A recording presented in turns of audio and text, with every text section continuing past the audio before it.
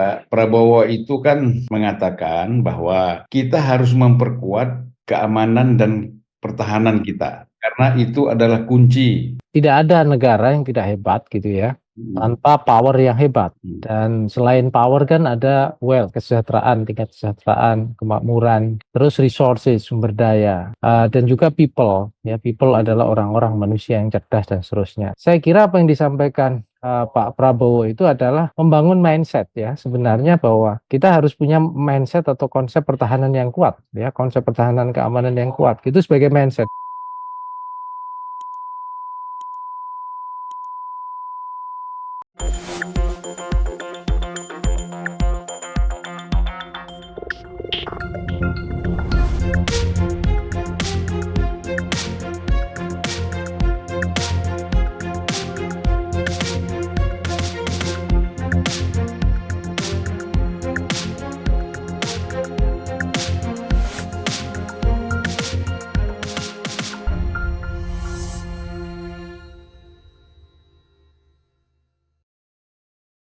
Bismillahirrahmanirrahim.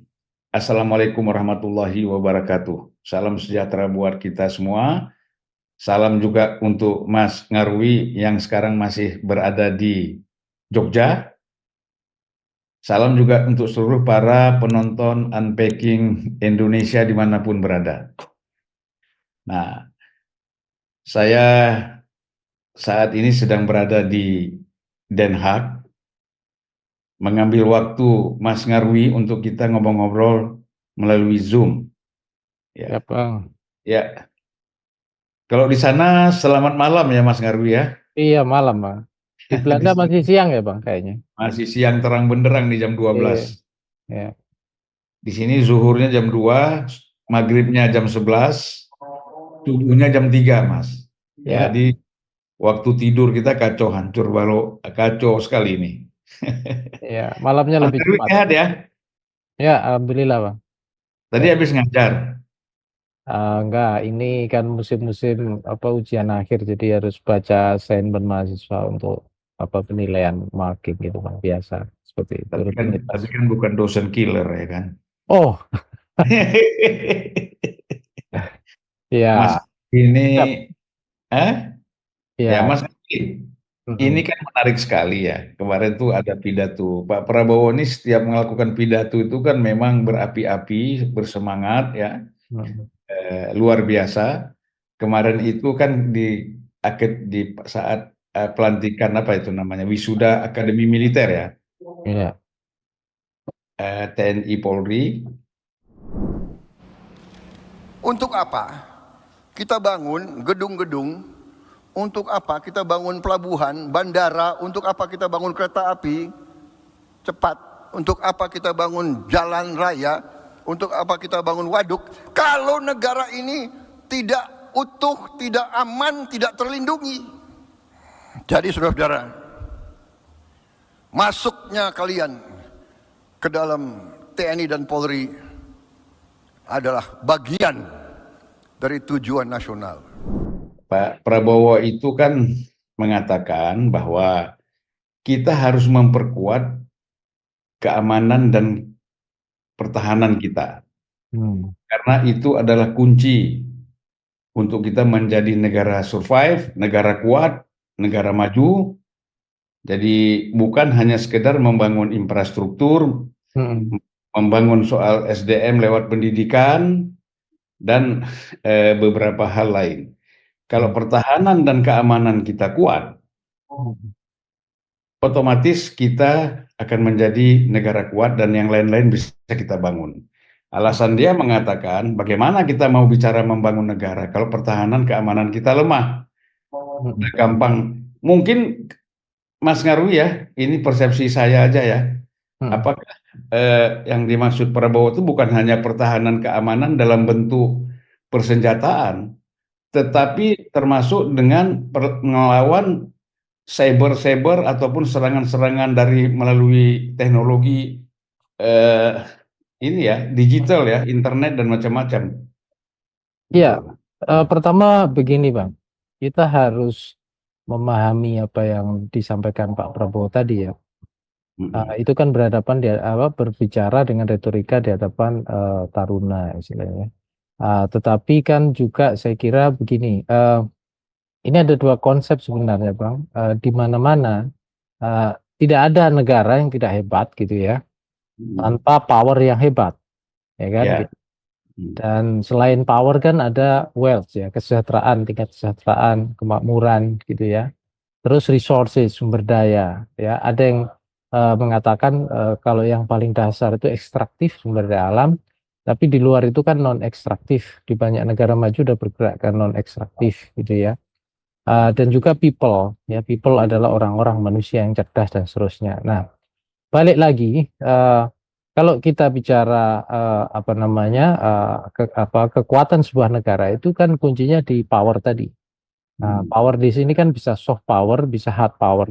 Dulu gitu ya, dalam literatur internasional politik gitu, tahun 90-an udah mulai dibahas ya, 2000-an juga ada namanya Joseph Esnye itu. Dia kan memilah itu ada dua ya, namanya soft power sama hard power gitu. Orang biasanya memahami hard power ini kan infrastruktur militer, kira-kira gitu Bang. Ya. Jadi kalau negara itu hebat, maka dia punya persenjataan yang cukup, punya elemen-elemen kekuatan perang gitu. Makanya dan itu biasanya kan ada kekuatan perang indeks ya, indeks yang selalu dibuat ya di banyak negara ya. Ada dua dari satu biasanya lihat alat-alat dan peralatan yang digunakan gitu, teknologinya juga, berapa jumlahnya, seberapa mutakhir dan lain-lain. Terus yang kedua juga humannya, manusia, atau berapa jumlah tentaranya dan lain-lain gitu ya. Tetapi di luar itu juga Bang, sesungguhnya juga bisa dilihat dari tingkat spending, anggaran, belanja. Makanya kalau kita lihat kan orang sering membandingkan ya belanja pertahanan keamanan kita itu berapa persen gitu ya dibandingkan negara lain gitu ya, perbandingannya dibandingkan juga belanja yang lain. Nah, biasanya juga ini nggak sesimpel itu di hari ini Bang. Karena kan kalau kita bicara tadi yang saya sampaikan ya, negara itu kan pengakuannya itu kuat itu kan bukan hanya hard power saja tapi juga soft power. Ya, soft power itu elemennya berkembang banyak hari ini gitu ya. Dari misalnya pengaruh budaya, ya, pengaruh geopolitik juga, pengakuan-pengakuan juga. Nah, saya kira apa yang disampaikan Pak Prabowo itu adalah membangun mindset ya sebenarnya bahwa kita harus punya mindset atau konsep pertahanan yang kuat ya, konsep pertahanan keamanan yang kuat. Itu sebagai mindset dan itu Bang, itu kan bukan bukan menyalahi histori kita ya. Orang Indonesia itu kan negara kita diajari sebagai masyarakat pejuang ya di era kolonial itu. Jadi ada istilah permes istilahnya konsep perang semesta gitu ya, gerilya dan lain. Jadi keterlibatan masyarakat juga bukan hanya militer ya saja gitu ya. Jadi keterpaduan antara militer dengan rakyat seperti itu gitu. Nah, itu kan modal atau mindset ya. Jadi dan di era sekarang tentu transformasinya berubah banyak, Bang. Jadi kita tidak bisa lagi memandang bahwa ancaman-ancaman pertahanan itu murni dari adanya perang-perang konvensional, tidak. Tetapi kan kita bisa melihat teknologi yang sangat maju ya, yang ditunjukkan kemarin misalnya di Timur Tengah itu bagaimana gitu ya konflik Israel Palestina termasuk juga melibatkan Iran, Abang juga paham di situ dan itu kan teknologi yang sangat maju ya Bang ya yang digunakan. Itu baru yang secara fisik ya yang kita lihat. Belum lagi dalam konteks digital hari ini. Ya, yang kemarin misalnya pusat data nasional ya yang kemudian dengan mudah diretas dan kemudian oleh peretasnya dikasih password dan passwordnya itu sangat familiar sekali Bang. Admin 1234 misalnya dan itu kan sebuah kritik yang menohok sesungguhnya bahwa jangan-jangan kita nggak punya mindset ya tentang pertahanan keamanan di era mutakhir gitu yang itu sangat vital. Bayangkan Bang, sekarang kita punya infrastruktur digital ya, kita bangun semua misalnya fiber optik atau mungkin bahkan yang terakhir si Anu mau menawarkan Starlink misalnya begitu ya. Tetapi itu kan kalau kita tidak punya mindset bagaimana menjaga keamanan pertahanan di dunia digital yang itu menjadi backbone hari ini seluruh interaksi kita perbankan, interaksi e-commerce dan yang lain-lain. Artinya kan negara kita bisa jadi negara yang sangat rapuh kan Bang. Siapa sih yang mau gitu ya menjadikan Indonesia sebagai hubs ya ekonomi politik dunia kalau kita tidak punya jaminan ketangguhan resiliensi dan jaminan keamanan dan juga pertahanan cybernya juga di sana. Jadi ini saya kira mengingatkan bukan sekedar kepada para taruna juga ya. Memang kemudian orang kan memikir mungkin bisa aja ada yang kritis mengatakan wah kok apa-apa dibawa ke pertahanan, apa-apa dibawa ke pertahanan keamanan perspektifnya. Sesungguhnya ini tuh bukan murni dominan menurut saya Bang ya, bukan miliknya orang-orang yang punya atau berkarir dunia militer saja. Sesungguhnya masyarakat juga punya tanggung jawab bersama-sama atau perlu membangun kesadaran bersama gitu loh Bang tentang pentingnya itu. Karena bayangkan Bang, kalau ke depan ya, misalnya kayak contoh tadi lah, kemarin aja lah, Pusat Data Nasional. Nah itu mengalami diretas.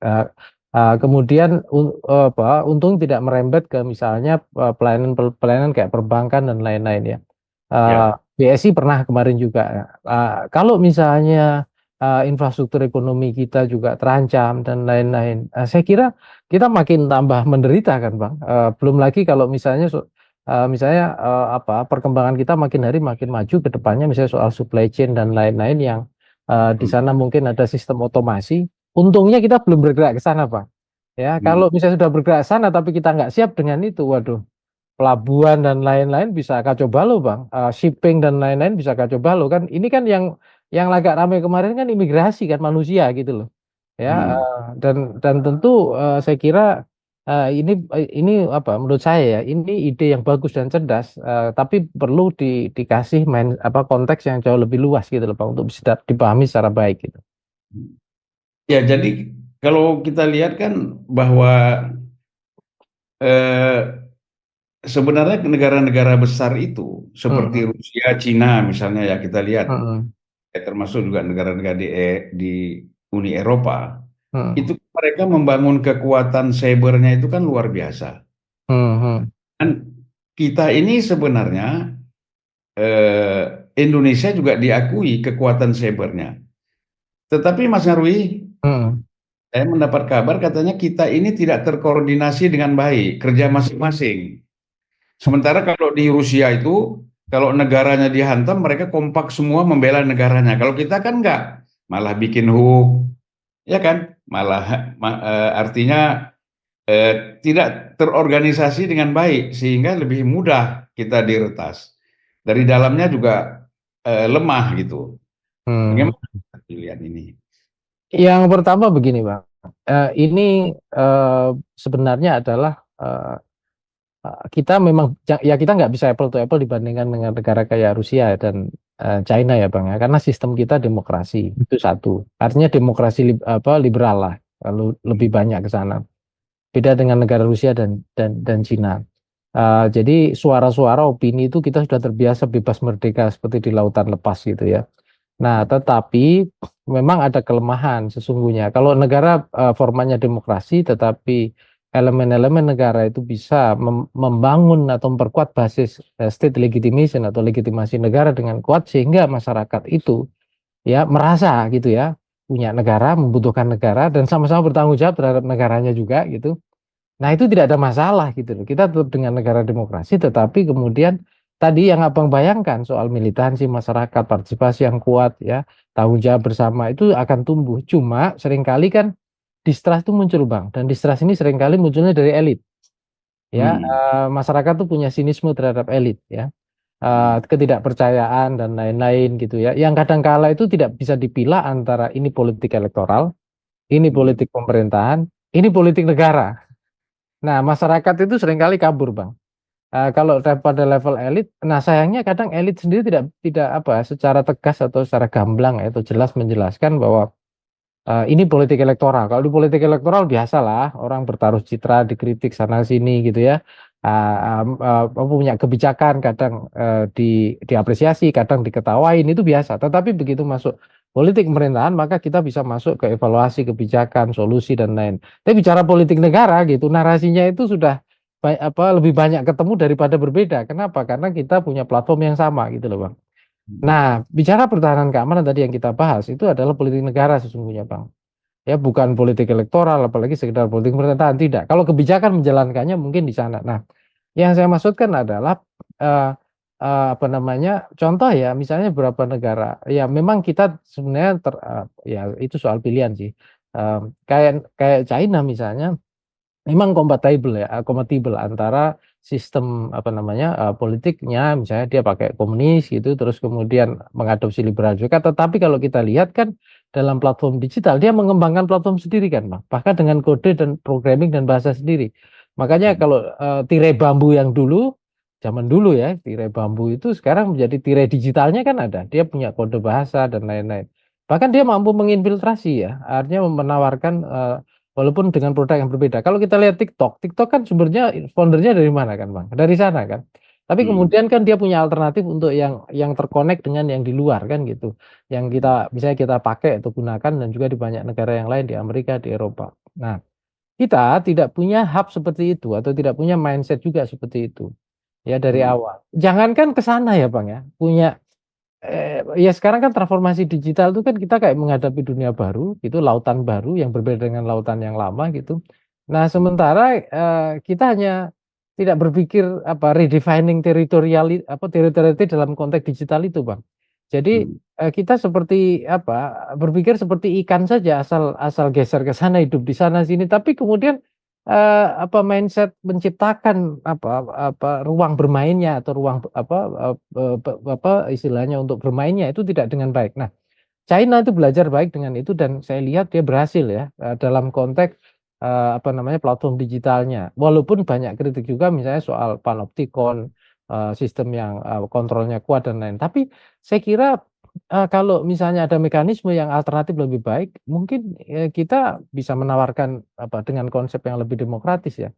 Walaupun walaupun kita bicara, pertahanan dan keamanan itu ya, Bang, ya, memang, apa, seringkali kita itu terlambat ya dengan teknologi ya. Kayak kemarin itu kan, ya kita belajar dari yang peretasan pusat data nasional. Itu kan sementara kan, Bang, sebenarnya. Artinya pusat data sementara ya, belum belum disiapkan secara apa, secara penuh gitu ya atau secara apa, dengan investasi yang lebih kuat gitu dan jangka panjang. Nah, padahal dunia kebutuhannya udah besar sekali, tapi kita sendiri masih, apa, masih mengejar saja sifatnya, tapi itu pun juga belum Ya. terkejar gitu. Mas, saya melihat begini tadi, ada satu problem yang Mas Ngarwi sampaikan, Ya, bahwa eh, kita melihat Rusia walaupun tidak murni komunis ya, iya iya. karena komunis di sana kan kalah terus ya. Iya iya. Nah, kemudian kalau Cina memang masih yang berkuasa itu adalah partai komunis kan Iya. gitu. Nah, salah satu yang menyebabkan mereka kuat itu kan karena sistem sistem politik yang mereka bangun kan gitu. Mhm mhm. Karena kita ini demokrasi, sebenarnya kan demokrasi itu tidak harus melemahkan negara kan gitu. Enggak, Nah, tidak ada bahkan yang kemudian, harus mengatakan bahwa demokrasi itu kemudian, menjadikan sebuah negara gagal, tidak, justru kan sebaliknya, Bang, gitu saya ya, ya justru maksud saya ingin mengatakan bahwa jangan ini menjadi alasan kan gitu, Mas. Oh, kita mhm, demokrasi, kita lemah, kita harus merubah apa sistem politik kita kan itu juga salah kan gitu cara berpikir gitu. mhm. Nah, jadi solusinya apa ini Mas Ngaru ini yang harus kita lakukan ini? Ya, ini mohon maaf saya agak agak abstrak dikit ya, Bang. Memang di kalangan pemikir demokrasi itu ada perdebatan yang masih berlangsung gitu ya, Hmm. eee eee, mana yang jadi prioritas gitu ya, membangun dan menyampaikan nilai-nilai demokrasi gitu, Hmm. prosedural demokrasi dan cita-cita apa, value dari demokrasi atau gitu ya, memperkuat negara bangsa, nation state gitu. Hmm. Nah seringkali dua-duanya itu tidak bisa dijalankan secara bersama-sama, Bang. Hmm. Jadi, itu sama-sama kayak gini lah, Bang, ini saya karena saya ini orang Jawa ya, Bang, walaupun sudah banyak kecampuran budaya-budaya yang lain ya, Jawanya di mana Mas? Solo apa Jogja? Pantura, Bang, saya lahir di Rembang. Oh Ya ya. ya itu kan orang-orang tua itu sering mengatakan begini, ada wadah atau tempat, tapi ada juga isi, ya, Hmm. konten isinya, ya. Wadah itu kan sebenarnya negara, negara bangsa. Kita hidup Ya. itu nggak mungkin tanpa negara bangsa di hari ini. Memang dulu ada empire macam bermetamorfosis lah, apapun mendefinisikan, tapi kita butuh itu. Nah, isi gitu ya, itu kan substansi ya, bisa cita-cita, value dan lain termasuk dalam, value terkait demokrasi. Nah, artinya Hmm. apa? Kita itu juga nggak mungkin Bang berdemokrasi tanpa negara bangsa. Tidak Ya, mungkin. Karena pasti chaos. ya. Pasti tidak ada sistem, pasti macam-macam lah ya. Tetapi Anarkis. anarkis juga ya, dan luar biasa kita saksikan, bahkan dengan negara yang lemah kita berdemokrasi itu juga berisiko. Ya. Kurang apa coba di Mesir itu? Mm. Berkali-kali apa reformasi yang terjadi malah militer, apa perang sipil dan lain-lain gitu ya. Sekarang militerisme di sana. Ya, seperti itu contohnya gitu. Jadi negara bangsa tetap harus kuat gitu, tapi demokrasi juga berjalan dengan kuat juga. Nah, eh, balik lagi tadi, itu sebenarnya memang kemudian solusinya adalah bagaimana misalnya eh, ketika negara ini dijalankan dengan cita-cita besar itu ya, pembukaan dan lain-lain gitu, itu kemudian prinsip-prinsip demokrasinya itu mewujud gitu loh Bang. Memang kan kita ada masalah sesungguhnya. Contoh ya, ide-ide gitu ya. Ada kadangkala banyak kalau nggak dominan dari elit itu memang datangnya dari elit ya, bukan dari masyarakat kelas menengah atau bawah gitu. Kemarin kan kita sempat diskusi ya Bang, sebenarnya ada bahayanya juga ya kelas menengah yang rapuh itu. Karena kita Mm. membutuhkan kelas menengah untuk menjadi pilar demokrasi. Paling enggak mereka punya pikiran yang lebih cerdas di antara banyak rata-rata gitu, dan mereka menjadi punya pengaruh ke opini publik juga, dan mereka juga bisa kemudian mensupport mendorong masyarakat juga untuk memperkuat partisipasi gitu, dan itu tentu ada fungsinya atau ada kekuatannya untuk memperkuat state legitimation, legitimasi negara gitu loh. Pemerintahan juga, tetapi sekaligus untuk menumbuhkan ide-ide cerdas. Nah, balik lagi gitu, misalnya tadi soal pertahanan keamanan itu memang kan kaitannya dengan negara, dan itu kaitannya dengan tempat tadi Bang, wadah ya, Ya. teritori. Makanya seringkali yang paling mudah itu kan menjelaskannya adalah teritori ya, Mm. Indonesia. Ada yang menarik loh Bang sesungguhnya. Abang saya kira juga bisa lihat ya. Ketika Indonesia didirikan atau dideklarasikan ya, waktu itu proklamasi, kemudian ada pembukaan Undang-Undang Dasar 45. Abang lihat nggak? Di Undang-Undang Dasar kita yang lama itu nggak ada loh Bang disebutkan wilayah kita secara Mm. detail. Mm. Padahal ya imaginary ada bekas jajahan dan seterusnya. Itu kan wadah Bang. Kita Mm. sebenarnya sedang mencari tempat kita ini di mana kan gitu. Mm. Batasnya di mana, bordernya di mana. Kita ini siapa kan gitu. Nah setelah itu baru ketemu kan, kita mau kemana kan gitu. Nah itu Ya. value kan gitu, orientasinya itu. Nah tetapi balik lagi, mau istilahnya punya mimpi besar, cita besar, tapi tanpa sebuah tempat, tanpa ini, ya agak agak repot gitu loh. Kalau di dunia yang ya istilahnya dunia digital yang lama itu kan ada bahasa sederhana kayak gini Bang. Kita itu punya platform, tapi kan ada hostingnya. Nah Mm. kalau hostingnya nggak aman kan pasti bawa belur Bang. Nah, Ya. hostingnya tetap harus aman terus kan gitu. Nah, Mm. artinya orang merasa aman, orang merasa nyaman gitu, orang merasa punya kesepakatan bahwa ini rumah kita bersama nih. Kalau kebakar satu kena semua kan gitu. Nah, Ya. awareness kayak gini kan penting, Bang. Nah, Mm. setelah itu bagaimana rumah ini supaya bagus atau rumah ini supaya rame, rumah ini. Nah, itu diskusinya di situ ada demokrasinya kan gitu. Ya, ya, ya. Nah, kepala ini isinya bisa beda-beda. Oh, enggak, mestinya di sini begini. Oh, nah itu di sana. Nah, tapi orang nggak memperdebatkan gitu loh. Udah selesai di level tadi, wilayah, teritori, entitas yang disebut nation state tadi itu, Bang. Ya. Jadi begini, kita kan ingat sekali bahwa pada masa Orde Baru, yang Ya, paling utama itu kan stabilitas politik. ya, Ya kan, stabilitas politik, kemudian dengan demikian maka masuklah modal asing. ya, Kan? Dan artinya investasi itu masuk. Lalu terjadilah yang namanya pembangunan kan gitu. ya, trickle down effect.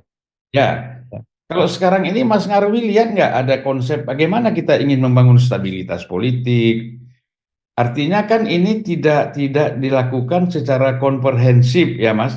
Beda hmm, dengan Orde Baru. Artinya ya, Orde ya, Baru kan kita hanya melihat bahwa di sana terjadi tidak demokratis dan lain-lain. hmm, Tetapi pilar-pilar negara itu ada ya. hmm. Sekarang ini kan kalau kita lihat tidak ada pilar negara itu, Mas. Bagaimana penilaian Mas Ngarwi ini? Ya, ini pertanyaan yang bagus dan pertanyaan yang sulit sekali, Bang. Ini kalau bisa jawab ini malah bisa dapat Nobel Prize ini, Bang. Dari solusi. Ini pertanyaan yang susah sekali. Ya, Kelihatan sederhana tapi susah. Tapi saya mau mengatakan begini, Bang. Rata-rata gitu ya, negara yang sedang bertumbuh. Kita harus ingat loh, Bang, umur negara kita belum sampai lewat 100 tahun juga, Bang. Negara yang Ya. hebat-hebat itu udah ratusan tahun. Artinya bukan berarti bahwa kita ini jelek-jelek, enggak juga gitu loh. Nah, Hmm. kita sedang belajar menjadi bangsa juga yang berproses gitu. Nah, balik lagi ke tadi pertanyaan itu ya Bang ya. Rata-rata gitu ya, kalau karena kan kanan kiri selalu berkembang dan kita jangan sampai ketinggalan. Kayak Pak Jokowi sering ngomong jangan terjebak menjadi negara middle income trap dan seterusnya. Kan ada pelajaran peristiwa sebelumnya di Amerika Latin kan. Yang itu Ya, kan ya. buang waktu dan seterusnya dan kita rugi ya dari sisi macam-macam.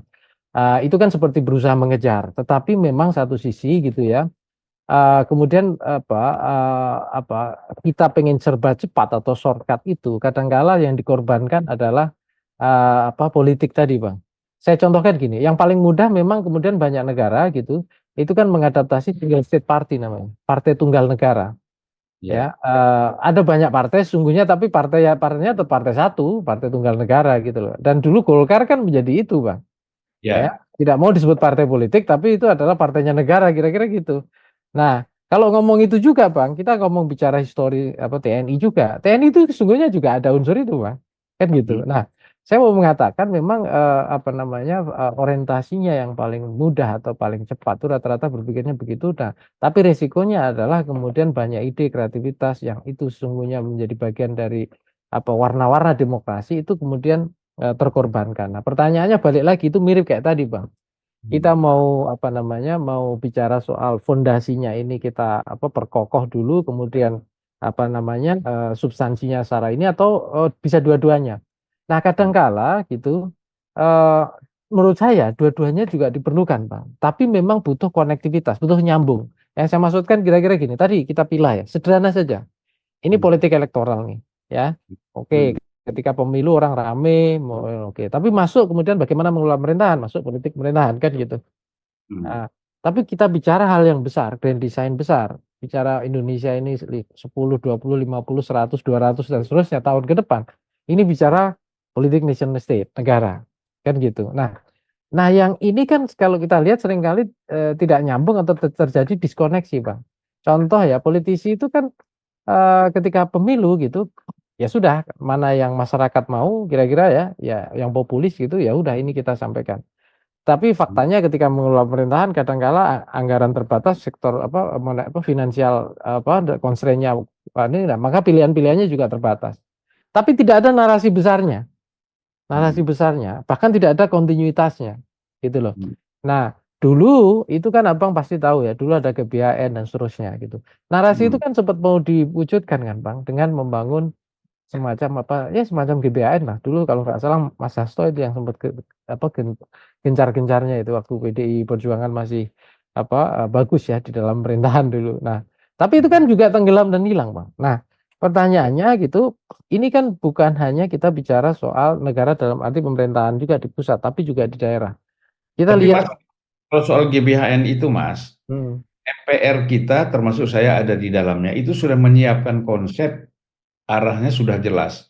Tinggal minta persetujuan presiden saat itu. Tapi mhm, menurut beberapa ketua umum partai, mhm, presiden belum mau eh, melakukan apa itu revisi Undang-Undang Dasar kita, mhm. memasukkan lagi GBHN kan itu menyangkut TAP MPR ya Mas ya.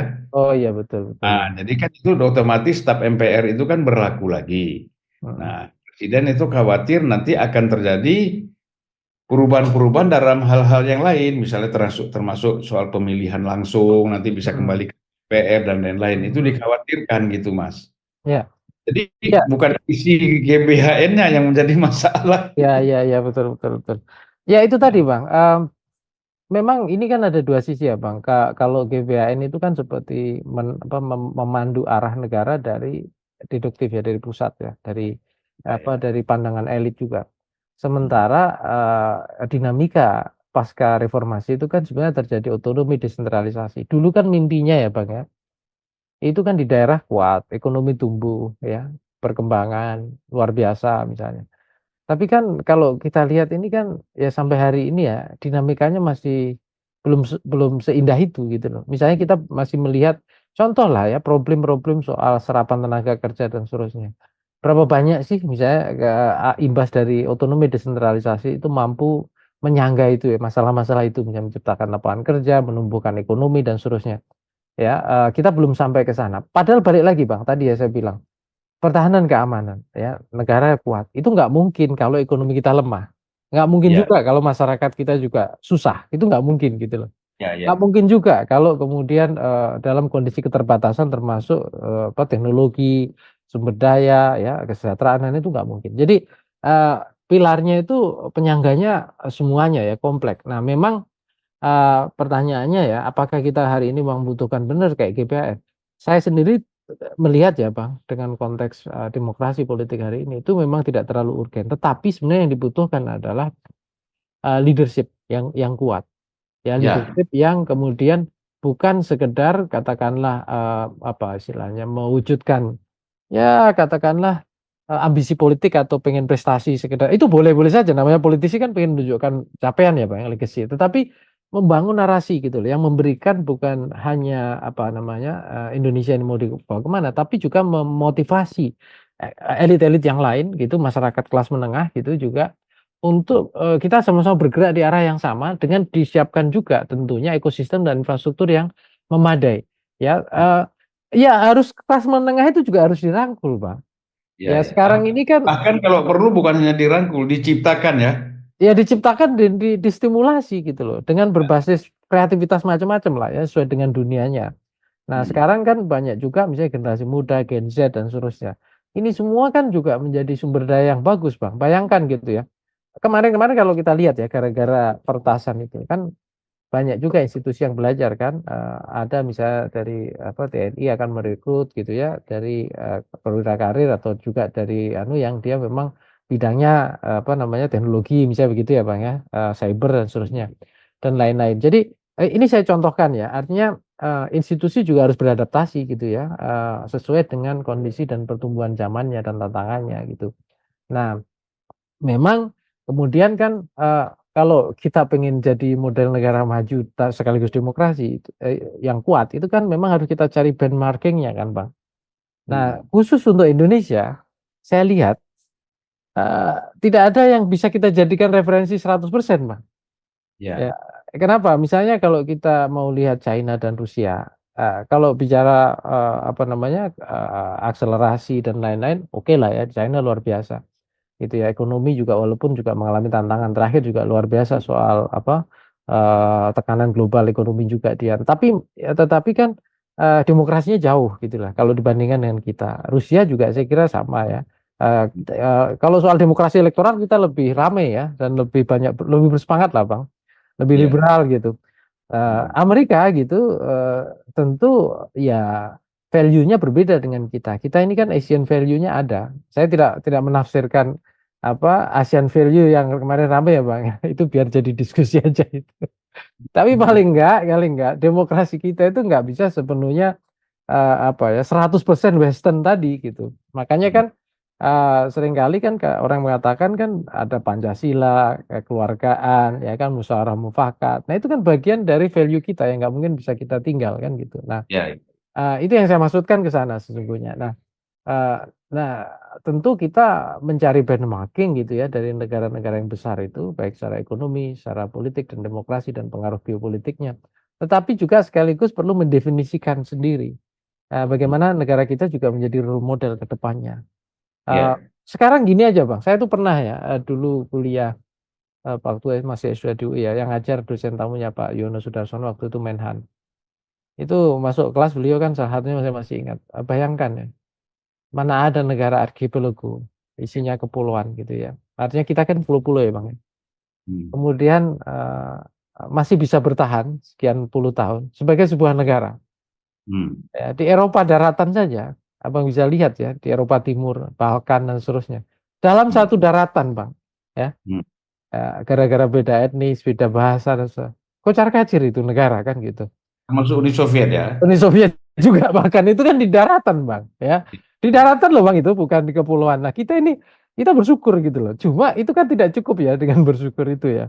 Artinya founding father kita itu dalam batas tertentu udah berhasil. Ya, Mendefinisikan rumah kita sebagai Indonesia itu udah berhasil gitu loh Bang. Cuma kan yang belum berhasil tadi meletakkan pilar apa penguatan negara bangsa plus sekaligus demokrasi yang memberikan harapan model yang lebih baik untuk jadi negara yang hebat gitu loh, jadi negara yang maju gitu. Ya, bersyukur itu kan sebenarnya setelah kita berbuat secara optimal ya. Ya, Jadi jangan belum berbuat apa-apa sudah bersyukur. ya, Jadi kembali lagi Mas, ya, ini memang menarik sekali ya. Jadi kalau kita lihat eh, ini kan kalau kita pakai bicara teori dialektika, mm, Prabowo itu kan melemparkan satu tesis kan. mm, Itu kan tesis dia ya, bahwa pertahanan ini harus ada di depan, kan gitu tesis. betul, betul. Nah, kemudian kita tidak bicara soal antitesisnya, gitu Mm, ya. Tapi tesis ini kan harus dijawab ya, Mas, dengan mm, satu hipotesa atau dengan satu konsep bahwa bagaimana mewujudkan pertahanan yang kuat itu, mm, tanpa juga mematikan demokratisasi yang sudah berkembang kan gitu. mm, Nah, tadi kan Mas mengatakan betapa kita gampang diretas ya mm, dengan teknologi-teknologi digital yang sudah berkembang gitu kan. Nah, mungkin salah satu yang sangat bahaya di negara kita, yang kata orang Belanda, kalau untuk jajah Indonesia gampang. Kita mm. lomba aja di antara mereka, mereka ribut, habis itu kita kuasai. Ya, Nah, ya. saya melihat gini Mas melihat termasuk juga kelemahan pertahanan kita dalam konteks digital ini. Mm, Begitu banyaknya berita-berita hoax di media sosial. mm, Ya, ini sudah masuk kemana-mana. Mas tahu nggak mm, selama Piala Eropa ini mm, atau dunia olahraga, Mas? mm, mm. Itu yang namanya berita hoax tentang olahraga itu gila sekali, Mas. Di YouTube itu. Saya Ya, ya. lihat, misalnya gini ya, ini sebagai contoh aja supaya kita paham betul gitu. Mm, Pertandingan Piala Eropa itu kan masih tanggal 14 mm. antara Inggris sama Spanyol. Spanyol. Tapi di YouTube itu berita hoaxnya sudah ada hasil. Dia bilang 4-3 menang Spanyol lawan Inggris di final gitu. Atau yang lain-lain banyak sekali. Ya, Tenis ya, begitu. ya. Jadi ini sudah masuk ke dunia olahraga. Kenapa? Saya melihat orang yang penting banyak penontonnya di Mm, YouTube, kemudian dari situ dia dapat monetize, mm, kan dibayar oleh YouTube. Yang penting itu mm. Ya, ya. isinya itu bohong atau apa dia nggak penting. Nah Mm. ini kan harus kita tertibkan Mas. Ini Ya, baru bicara ya. olahraga, Mm. belum bagaimana untuk bicara-bicara Yang lain. lain. Mm. Satu media misalnya membahas tentang Gaza. Mm, Itu berulang-ulang dibuat dan itu tidak ada kejadiannya, mm, ya. Tetapi penontonnya ratusan ribu gitu loh. mm. Tujuannya tuh hanya itu. Nah ini kan bahaya sekali kalau negara kita orang pragmatis seperti ini di dalam dunia digital, Mas. Iya, iya, betul, Bang. Gimana? Jadi gini, Bang. Eh, Dulu gitu, ini jadi masuk ke isu media sebagai pilar keempat demokrasi ya, Bang. Ya, Kenapa misalnya di mana-mana itu media massa atau media mainstream di zamannya itu selalu dibutuhkan, Bang. Karena ya, dia clearing house ya. Jadi banyak isu yang berkembang, riuh dan seterusnya. Tetapi kan di tangan seorang jurnalis yang bertanggung jawab, yang punya kode etik, profesionalisme dan lain-lain, itu kan semuanya bisa disaring dengan baik, sehingga narasinya itu bisa lebih lebih berkualitas gitu, Bang. Nah, tapi kan kalau kita lihat media-media ini kan juga apa istilahnya ya, terlibas ya oleh perkembangan zaman ya, di mana masyarakat sendiri gitu tidak menjadikan, kalau Abang pasti di generasi Abang, orang pengen tahu berita itu kan baca koran, baca ini dan lihat ini kan, Bang. ya, ya, Di generasi saya masih sama. Nah, kalau sekarang pun sekarang bahkan udah lama sih sebenarnya, orang pengen supaya berita dari media itu pengen dibaca, itu nongolnya kan bukan orang mengakses si medianya, Bang, tapi masuk ke konten sosial medianya baru orang lihat konten medianya kan gitu. Artinya apa? Jadi yang mengendalikan platform ini dan juga pola interaksinya itu lautannya atau tempat pusatnya itu bukan di medianya ya, tetapi di platformnya itu sendiri. Ini sebenarnya, Bang, kalau menurut saya ini juga kegagalan dari teman-teman media sesungguhnya, dalam arti semua ya, bukan hanya di Indonesia. Jadi, dulu kan ada istilah, saya masih ingat kalau di dunia penyiaran itu ada content provider, ada network. hmm, Network itu disederhanakan ya sebagai penyedia infrastruktur dan teknologinya. hmm, Nah, Tetapi sesungguhnya hari ini yang berkuasa itu justru network-nya, Bang. Hmm. Ya, network-nya. Kenapa? Orang yang buat konten itu kemudian udah lihat algoritma di network-nya kayak apa, akhirnya dia ikuti aturan main di situ kan. Hmm.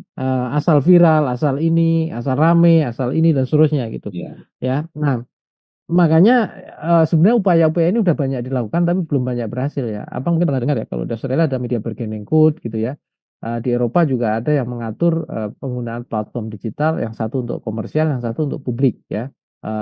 Istilahnya dunia, maksudnya non komersial itu juga ada di European Union regulasinya ada. Tetapi balik lagi Bang, regulasi sehebat apapun yang pegang atau yang bisa menentukan kan manusianya. Ya, Hmm. kalau manusianya kan nggak mungkin Bang, dunia ini isinya lebih banyak penjara daripada bukan, kan nggak mungkin, kira-kira gitu. Maka manusianya harus punya mindset yang lebih baik kan gitu. Nah, di sini butuh norma dan etika. Nah, yang saya lihat gitu ya, kita ini memang belum punya, apa namanya, mekanisme yang lebih bagus. Saya dengar ya kan ada sempat muncul ya, misalnya muncul dewan media sosial gitu ya, semacam mirip kayak dewan pers gitu kalau di jurnalis kan ada. Tapi kan ini juga barang ini belum jelas juga kan dan kayak apa juga belum ini ya, kalau persaingan antara antara platform media dengan apa, platform digital apa istilahnya yang konten ini itu muncul, publisher right ya, WordPress publisher right. Tapi balik lagi ini memang masih parsial. Nah, eee, yang bisa kita lakukan memang Bang sesungguhnya itu butuh regulasi yang lebih, komprehensif ya. Hmm. Paling enggak 2 mindset lah ya, melihat bagaimana penggunaan media dan sekaligus media sosial untuk kehidupan publik dulu. Ini juga perlu aturan, nggak bisa dong sembarangan. Jadi kalau misalnya hoax, disinformasi, nah itu kan ada konsekuensinya. Ada Hmm. undang-undang ITE, tapi menurut saya ya tetap apa ya, tetap nggak bisa maksimal juga ya. Karena orang kan kalau pemerintah mau keras kan kemudian, wah ini dipenjara gara-gara ini gitu ya. Pokoknya nggak suka dipenjara, dituntut, kira-kira gitu. Tuduhannya seperti itu. Tapi tidak membangun sistem yang lebih baik. Nah, yang saya maksudkan di sini adalah, adanya regulasi yang tadi misalnya, kaitannya dengan media untuk apa, kehidupan, sosial atau publik, kehidupan demokrasi, kehidupan ekonomi ya, yang mungkin juga berbeda, ada konsekuensinya kalau misalnya memberikan informasi yang salah. Nah, kalau kehidupan sosial contohnya ya Bang ya, yang tadi soal informasi soal bola misalnya. Ya kalau faktanya nggak ada kan, mungkin perlu direview ya siapa saja apa istilahnya, eee representasi atau entitas yang mewakili masyarakat atau publik yang kemudian secara aktif menunjukkan kebohongan-kebohongan itu dan itu berbahaya. Memang itu selama ini ada Bang, NGO, teman-teman NGO ya. Tapi kadang kala kan tenggelam ya Bang, karena media sosial ini kayak lautan anarkis kan. Gelombang besar muncul, ini muncul seperti itu. Nah, saya kira, di sini kalau politik ya tentunya, entitas-entitas penyelenggara politik misalnya kayak KPU dan seterusnya, Bawaslu dan seterusnya, itu sebenarnya juga lebih aktif merespon ya atau tapi kemarin-kemarin kan saya lihat yang leading ya untuk mengklarifikasi fakta dan seterusnya, non fakta atau disinformasi Kominfo malah. Kalau menurut saya juga lebih proaktif institusi yang terkait masing-masing ya. Tapi rata-rata mereka nggak punya resources. Tapi balik lagi Bang, semuanya ini, itu nggak ada gunanya kalau balik lagi, masyarakat tuh nggak punya awareness, kesadaran Hmm. tentang gitu ya, entitas media ini, satu media sosial khususnya, itu, sebagai apa untuk kehidupan kita.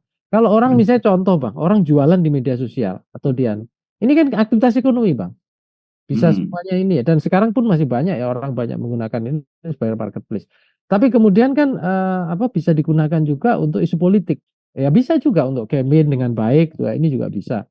Tapi seringkali yang berbahaya kan kemudian yang tadi Abang bilang, disinformasi, hoax, yang tidak bertanggung jawab, ya. Hmm.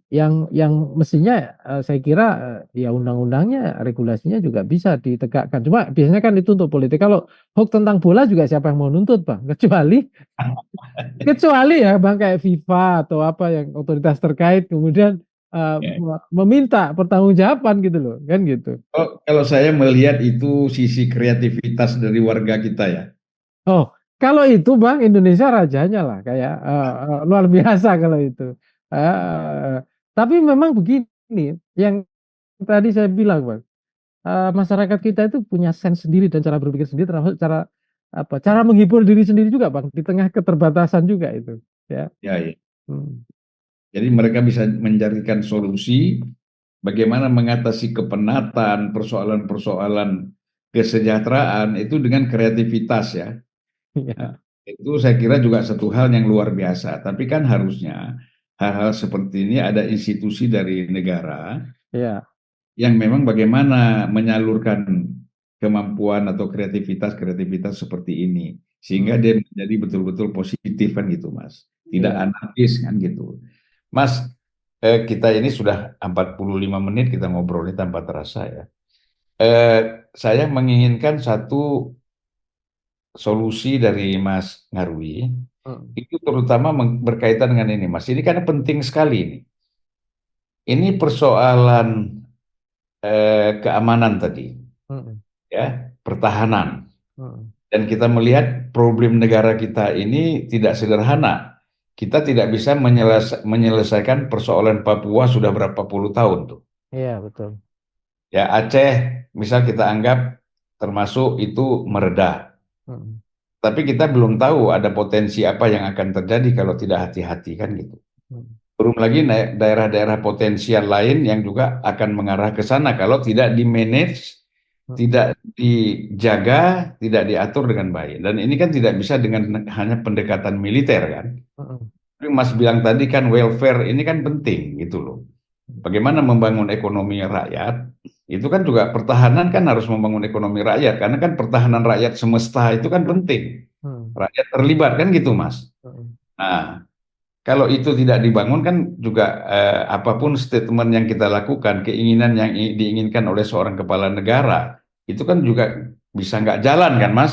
hmm, hmm. Nah, jadi ini bagaimana kita mencari satu jalan, satu solusi eh, persoalan bahwa kita akan membangun pertahanan keamanan, Hmm, tapi kita harus membangun welfare juga. Ini hmm. apa yang harus kita lakukan, Mas? Ya, saya kira gini Bang, yang jelas gitu ya, kita tidak bisa menafikan yang paling sederhana ya, infrastruktur pertahanan dan seterusnya, anggaran dan seterusnya, itu menurut saya pasti ya, nggak mungkin dong. Kan butuh paling nggak hard power tadi ya, itu juga harus ada standar juga, itu satu. Terus yang kedua, terkait dengan soft power tadi ya, soft power itu kan apa namanya, bagaimana keberadaan basis pertahanan keamanan kita itu bukan hanya ya sekedar menjadi rasa tanggung jawab dari institusi yang terkait, tetapi masyarakat secara umum. Harus dilihat gini Bang, kalau membayangkan pertahanan semesta di masa kolonial kemerdekaan itu saya membayangkan relatif mudah, bukan bukan tantangannya yang mudah, lebih sulit ya, tapi kenapa? Karena kita punya enemy, ya kan kolonial gitu loh Bang. Nah, Ya. di era sekarang itu bayang nggak Bang? Eh, bahkan menyadarkan atau membicarakan diri kita sebagai entitas bagian dari nation state, itu aja belum tentu itu masuk ya ke alam pikiran itu. Apalagi misalnya muncul voluntarily gitu sikap perasaan bahwa kita butuh negara, kita menjadi bagian dari Indonesia, bukan kemudian kita dipaksa menjadi Indonesia, bukan gitu ya. Nah, di sini yang saya kira gitu ya, apa namanya, eh, kesadaran itu juga harus dimunculkan. Tentu ekspresinya bisa macam-macam Bang di era sekarang ya, di era digital ya. Misalnya dengan katakanlah membangun apa atau forum apapun atau apa yang di platform digital misalnya, saya belum kebayang sih, tapi saya kira itu masih bisa ya diwujudkan kreativitas. Tapi balik lagi, saya punya tulisan itu kan ada konsep namanya komunitas epistemik gitu loh Bang, epistemic community. Jadi pilar untuk memperkokoh sesuatu termasuk bicara entitas pertahanan keamanan itu membutuhkan epistemic community. Dan itu Hmm. sifatnya itu harus kita bangun dan kita tumbuh dan kembangkan. Tidak bisa dengan indoktrinasi juga, Bang. Karena era Hmm. itu udah lewat, gitu loh. Ya, ya. Orang merasa butuh negara, orang butuh negara yang kuat. Kenapa dengan negara yang kuat dia bisa menjadi negara maju? Dia juga punya ruang berpartisipasi, dia bisa meningkatkan peluang ekonomi dan sebagainya. Tapi balik lagi harapan itu juga jangan menjadi jangan terlalu jauh atau menjadi ilusi, ya. Ya. Tetapi juga kemudian harus dekat, ya. Misalnya di daerah misalnya menjadikan daerahnya unggul, ya, kuat di wilayah sektor ini. Nah, kalau pembangunan daerah nggak diperhatikan dan kesempatan nggak ada, Orang kan nggak jadi ini kan Bang, nggak confident gitu loh. Ya, Eh, sekarang misalnya sejak era desentralisasi, sesungguhnya kan banyak sekali loh Bang, daerah yang berkembang ya. Wilayah-wilayah nasional itu ada misalnya pusat apa namanya kawasan itu ya, pertumbuhan kawasan dan lain-lain. Tetapi kita kan belum menjadikan itu menjadi daya tarik ya untuk menumbuhkan apa namanya daya tarik ekonomi. Nah, makanya di sini kalau saya akselerasi lagi bicara pertahanan keamanan, sesungguhnya kita nggak hanya melihat ke dalam Bang, tapi perlu melihat keluar. Nah, di sini kalau kita bicara keluar, dalamnya juga harus bagus dulu kan. Pelayanan, standar, mentalitas, ya. Kemudian keluarnya adalah bicara branding. Dan itu harus nyambung. Ya, branding kan kita menjadikan kekuatan ekonomi, geopolitik ekonomi kita kuat di kawasan kan belum sampai, Bang. Kenapa?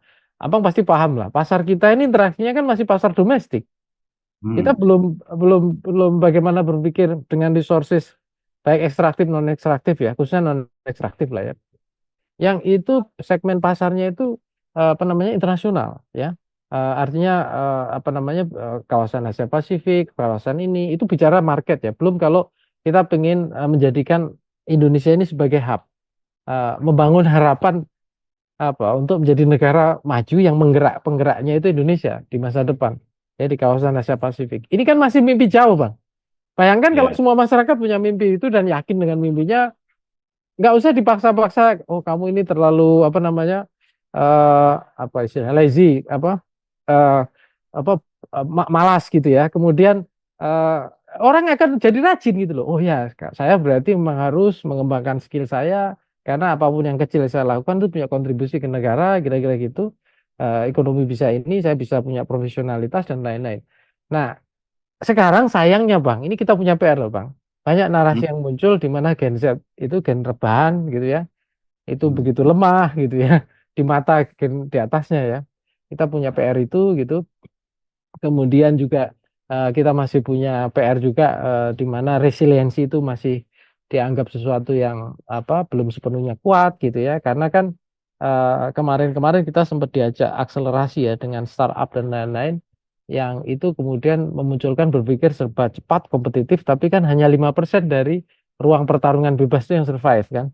Yang lain kan apa di dunia perstartupan itu kan juga gagal gitu. Nah, saya mau mengatakan begini, Pak. Resiliensi itu diperlukan juga. Bayangkan kalau pengen jadi negara yang apa dengan pertahanan keamanan kuat, apalagi bahasanya pertahanan semesta, itu kan resiliensi dari tumbuhnya harus dari masyarakat, bukan hanya dari elit.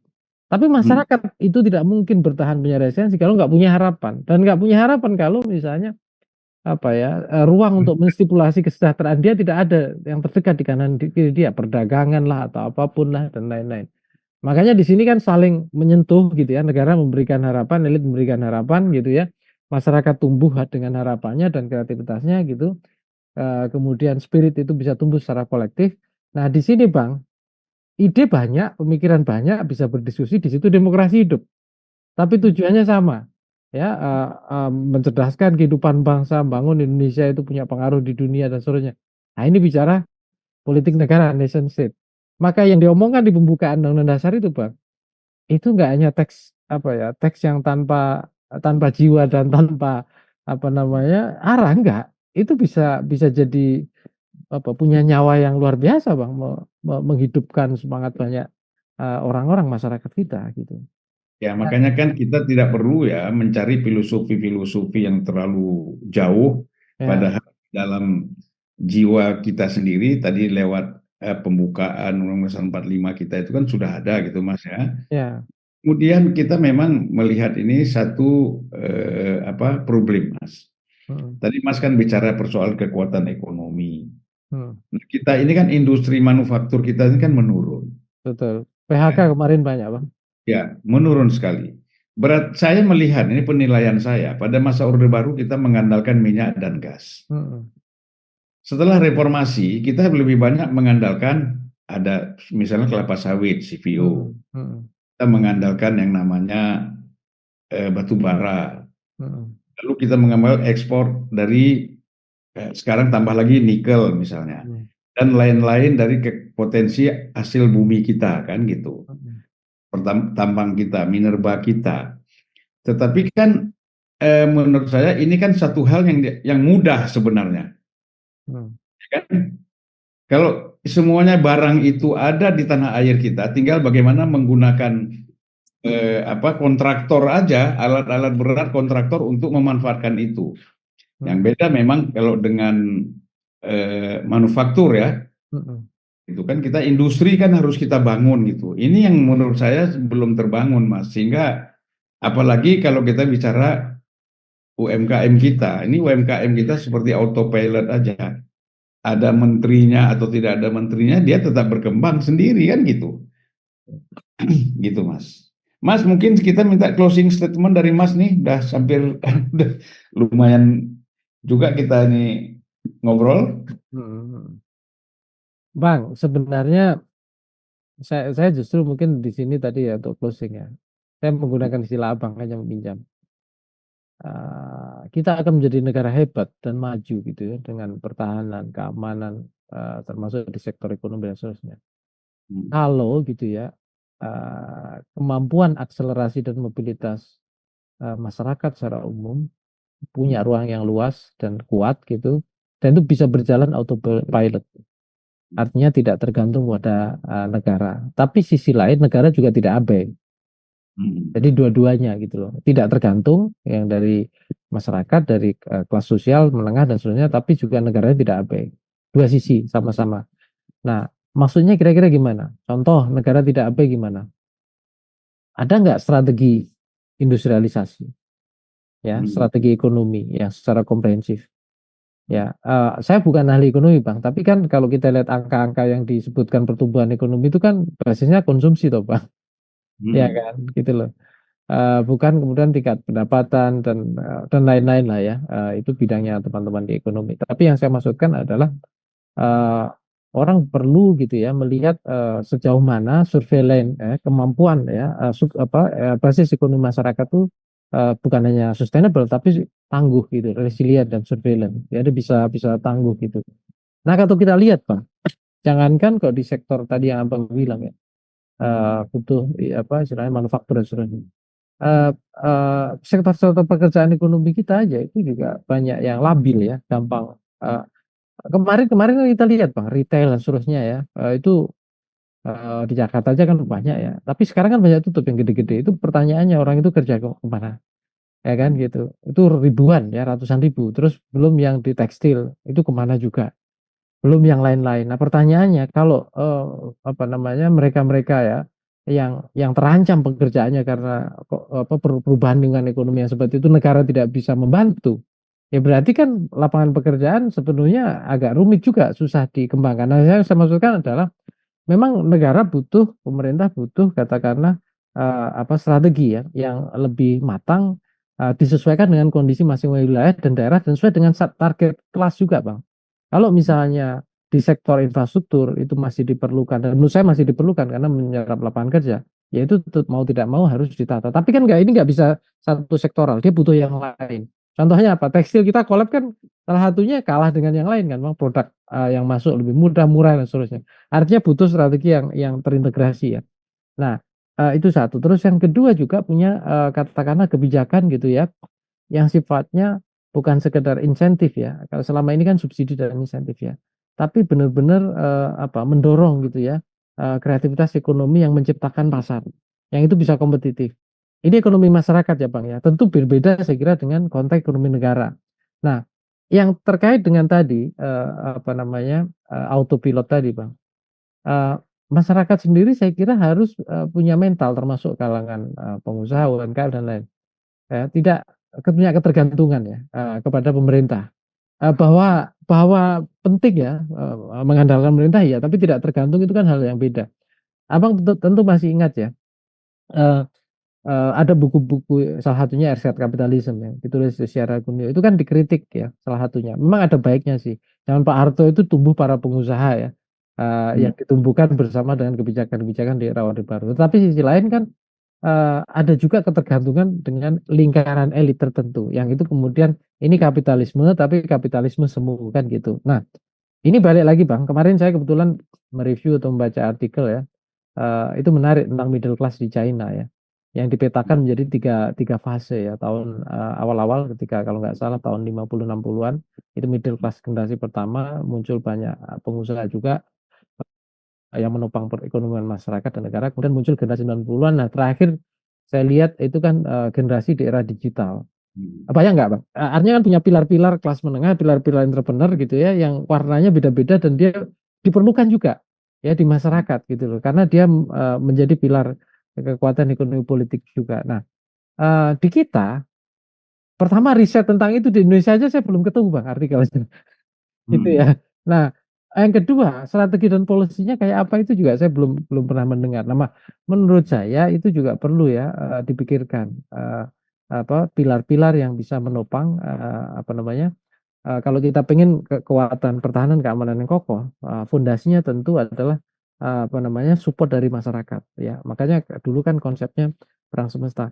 Support masyarakat akan sulit kalau misalnya basis kesejahteraan dan ekonomi mereka tidak kuat.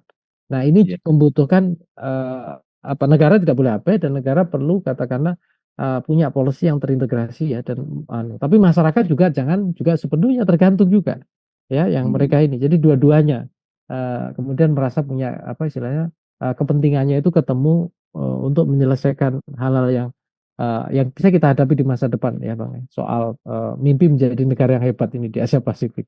Itu kira-kira 2045 kita kan kita menjadi generasi emas. generasi emas. Ya, Mudah-mudahan Mas ya, mudah-mudahan itu tercapai ya. Kita punya harapan yang besar juga dengan presiden yang baru nanti Prabowo ya, ya, untuk apa yang sudah dibangun Jokowi mungkin yang positif terus dilanjutkan, yang perlu direvisi harus direvisi ya. Jadi jangan kadang-kadang sekarang kan begini, kalau ada upaya revisi terus dibilang bahwa oh, Jokowi sudah berbeda sama Prabowo, sudah terjadi perbedaan.